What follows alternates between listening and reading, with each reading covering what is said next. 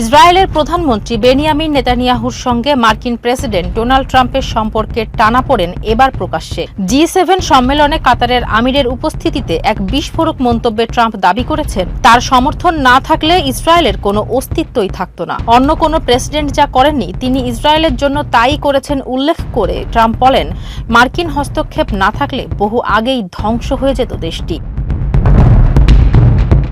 মূলত ইরানের সঙ্গে যুক্তরাষ্ট্রের সম্ভাব্য শান্তি চুক্তির ঠিক আগ মুহূর্তে লেবাননের বৈরুতে ইসরায়েলি হামলায় ক্ষুব্ধ হন ট্রাম্প। হামলা না করার পূর্ব প্রতিশ্রুতি ভঙ্গ করায় নেতানিয়াহুর বিচক্ষণতা নিয়ে প্রশ্ন তুলে তাকে আরও সংযত ও দায়িত্বশীল হওয়ার আহ্বান জানান মার্কিন প্রেসিডেন্ট। এদিকে এই চুক্তিকে ঘিরে মধ্যপ্রাচ্যের রাজনীতিতে শুরু হয়েছে নতুন সমীকরণ।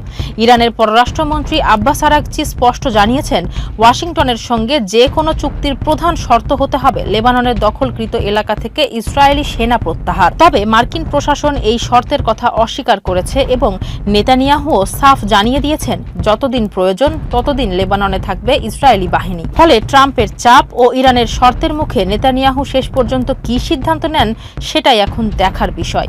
ফারজানা হাসিন, মানবকণ্ঠ।